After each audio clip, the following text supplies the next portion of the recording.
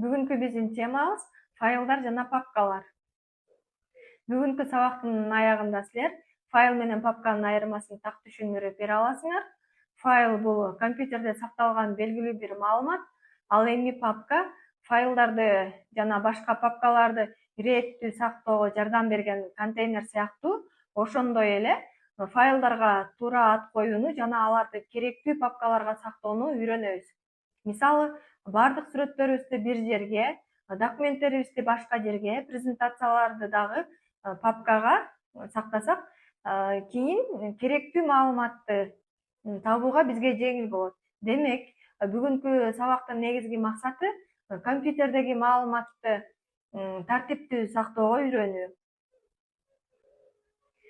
Бир нерсени элестетип көрөлү. Эгер китепканага кирсек, бардык китептер полдо аралашып чачылып жатса эмне болмок? Бизге керектүү китепти табуу үчүн көп убакыт коротмокпуз. Балким бул китепти издеп жатып, дагы башка көптөгөн китептерди карап чыгууга туура келмек. Ал эми китептер атайын шкафтарга, текчелерге жана бөлүмдөргө ирээттүү жайгаштырылсачы. Мисалы, адабият китептери бир текчеде, тарых китептери экинчи текчеде, информатика китептери үчүнчү текчеде турса, керектүү китепти бат эле табабыз. Компьютерде да дал ушундай тартип керек. Файлдар китептер сыяктуу, ал эми папкалар аларды ирээттеп турган шкафтар сыяктуу. Ошондуктан файлдарды туура папкаларга жайгаштыруу компьютерде иштөөнү бир топ жеңилдетет. Эми файл деген эмне экенин карап көрөлү. Компьютерде сакталган дээрлик бардык маалыматтар файл түрүндө болот. Мисалы, биз тарткан сүрөт файл, жазган текстибиз файл, презентация файл, музыка же видео булар файл болуп эсептелет. Ар бир файлдын өзүнүн аты болот.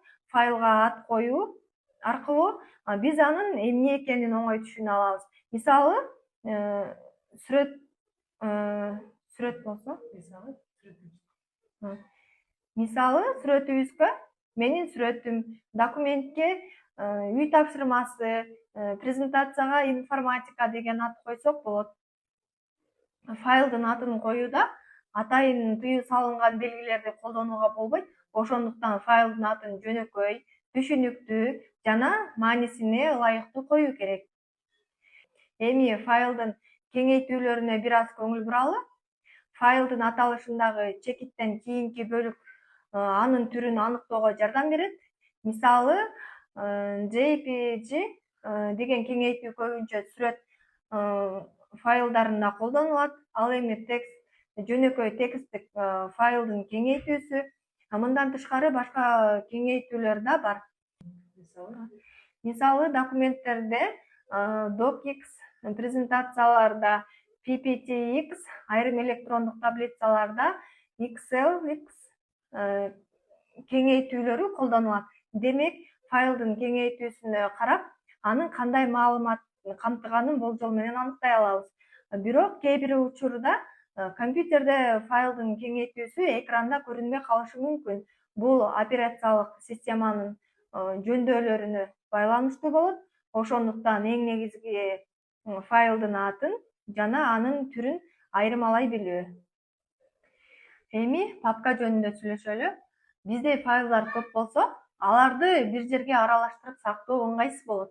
Ошондуктан файлдарды папкаларга топтоштурабыз. Мисалы, сабактар деген папка түзүп, анын ичине информатика, математика, кыргыз тили деген ички папкаларды түзсөк болот. Андан кийин ар бир сабакка тиешелүү файлдарды өз папкасына жайгаштырабыз. Бул китепканадагы китептерди шкафтарга жана текчелерге бөлүп жайгаштырганга окшош. Папканын да өзүнүн аты болот. Аталышы папканын ичинде кандай маалыматтар бар экенин түшүндүрүп тургандай болгону жакшы. Мисалы, сүрөттөр, документтер, үй тапшырмалары, презентациялар деген аттар бизге ошол папканын ичинде эмне бар экенин дароо түшүндүрүүгө жардам берет. Эми компьютердин эс тутумуна маалымат кантип өлчөнөрүнө токтололу. Компьютердеги маалыматтар Абдан кичинекей бирдиктерден башталат. Эң кичине маалымат бирдиги бит. Бит 2 гана маанинин бирин кабыл ала алат.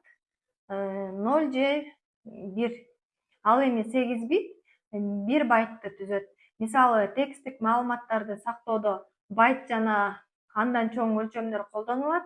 Маалымат көбөйгөн сайын чоңураак өлчөм бирдиктери керек болот. Алардын арасында килобайт, мегабайт, гигабайт, терабайт сыяктуу бирдиктер бар. Мисалы бир сүрөт бир нече мегабайт болушу мүмкүн.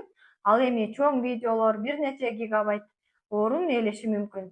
Демек, компьютердин эс тутумунда маалымат канчалык көп болсо, ошончолук көп сактоо мейкиндиги талап кылынат.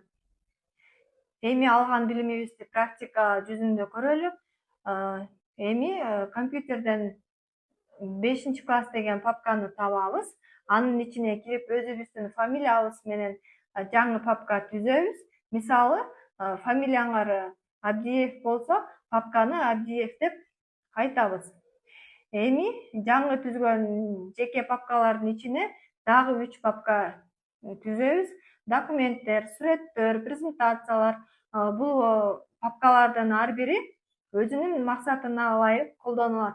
Мисалы, тексттик документтерди документы папкасына, сүрөттөр папкасына, ал эми презентацияларды презентация папкаларына сактай алабыз. Ушундай жол менен өзүбүздүн файлдарыбызды башаламан кылбай, иреттүү сактоону үйрөнөбүз. Эми бүгүнкү сабакта алган билимибизди бекемдөө үчүн бир нече суроого биргеликте жооп берип көрөлү. Биринчи суроо: файл деген эмне? Экинчи суроо: файлдын атына кайсы белгилерди жазууга тыюу салынат? Үчүнчү суроо: 1 байтта канча бит бар? Келгиле туура жоопту бирге көрөлү. Азаматсыңар. Демек, бүгүнкү негизги түшүнүктөрдү жакшы өздөштүрүптүрсүңөр. Мына бүгүнкү сабагыбыз да соңуна келип калды. Саламатта калгыла. Кийинки сабактан көрүшкөнчө.